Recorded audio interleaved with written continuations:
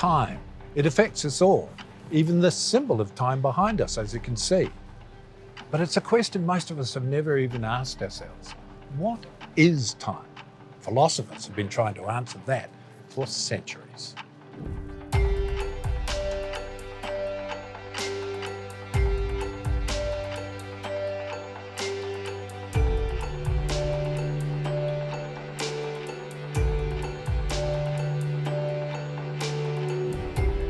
Dr. Ye, what is time?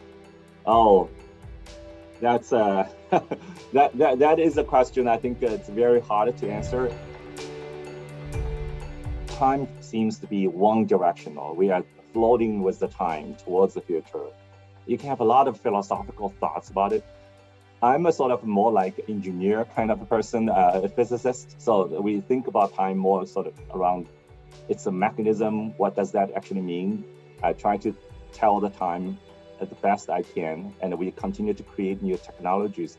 Making atomic clock is just one small portion of human endeavors trying to understand this very complex concept of time.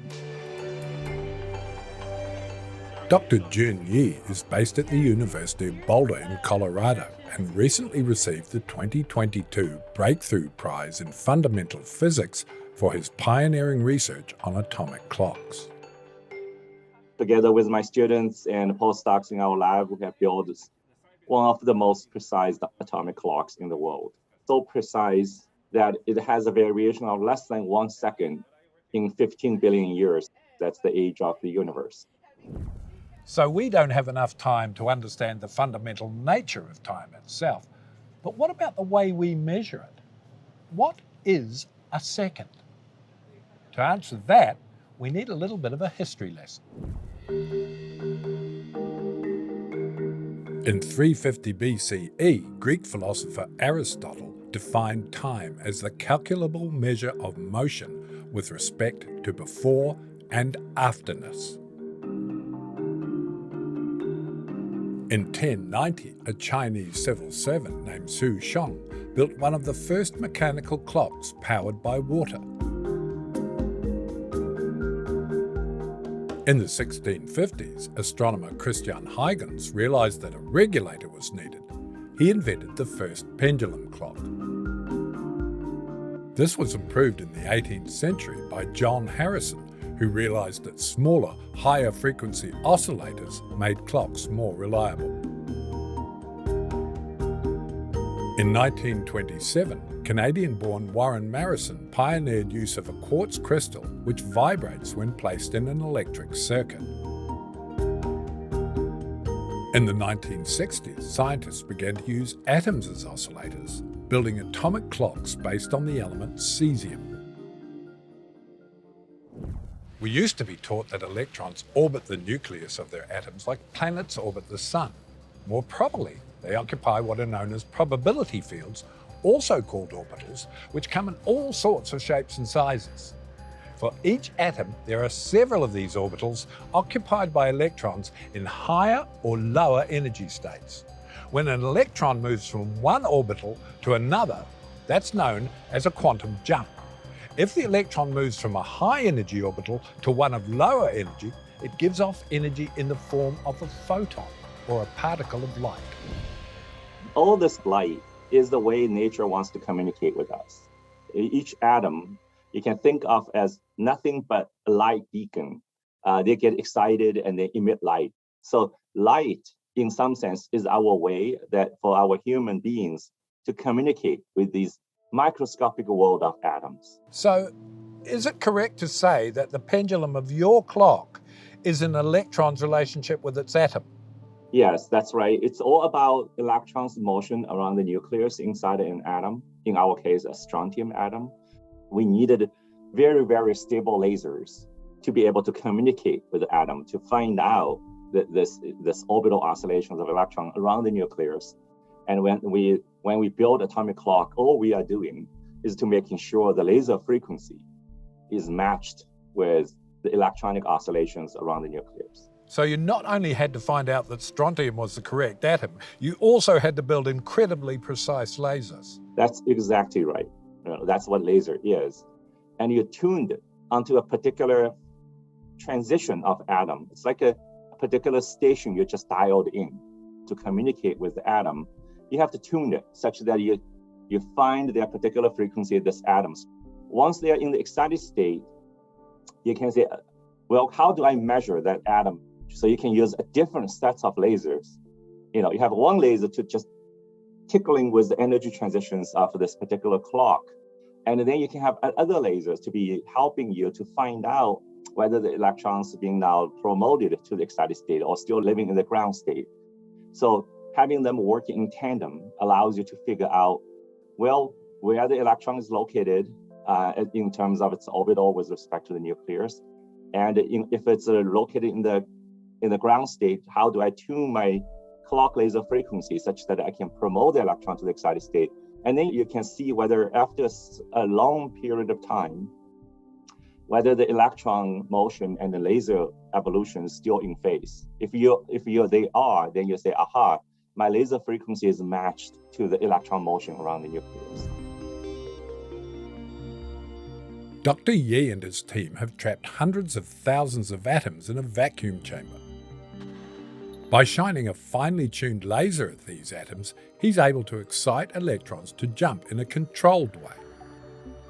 Another laser measures the number of photons given off, and over all the hundreds of thousands of atoms, he is able to measure how many times electrons jump, on average, every second. Older atomic clocks use cesium atoms, which oscillate at just over 9 billion cycles per second. But Dr. Ye's team is now using the element strontium, which has 50,000 more transitions per second than cesium. So your clock's more accurate than cesium because the fundamental properties of strontium mean that excitation happens more often, which means you can subdivide the second into finer and finer intervals. You got it. I mean, what you just said in the last sentence is the essence of the modern atomic clock. Yes, exactly. In a certain period of time, say a second, we just got more pendulum swings, if I may use the word pendulum. It's a quantum pendulum. We got more swings, therefore we can subdivide the second more finely, more precisely. Therefore, our measurement accuracy and precision improves. This improvement promises to have huge applications in the real world. Imagine the clock being so good that you can actually test those fundamental theories at a better precision. Because we are building a standard that's connected to nature, as we dig deeper and deeper, being able to measure things better and better, or define the time with more and more a better precision and accuracy, I will be able to measure how the glacier is melting, how the groundwater is moving around, the ocean level is changing, how the gravity is changing on Earth due to the environmental change. That should be connected to the time, because time and space is in one if you could actually measure them very accurately. So you can see there's always two sides of the same coin, fundamental science and application that will benefit the society. As well as monitoring for weather changes, the atomic clock could also be applied to tracking systems, such as GPS or self-driving cars. But that's not all.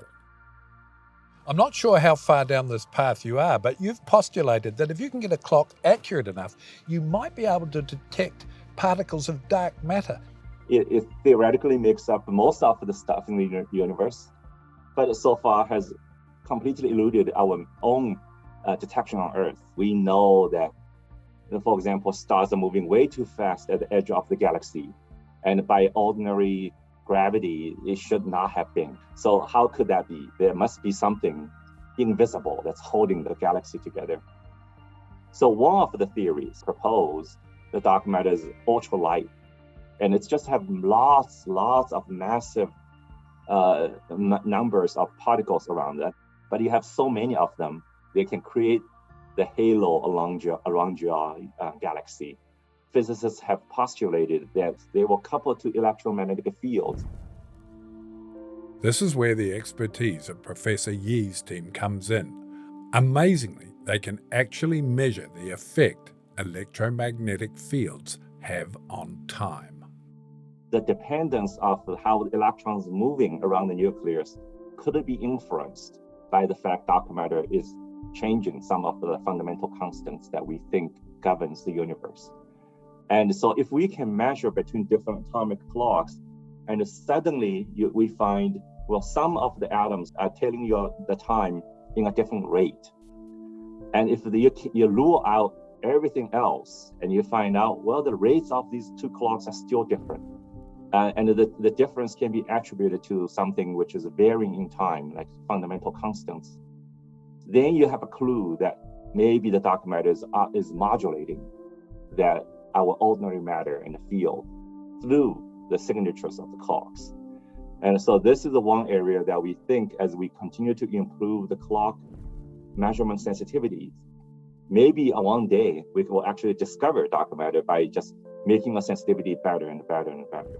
Does that make sense? It absolutely did make sense, which is really amazing me, because when I started researching this and I looked at some of your talks, I was like, oh, I don't want to interview this man. I don't understand. But I feel like I do now. So that's a great accomplishment on your part. Thank you so much.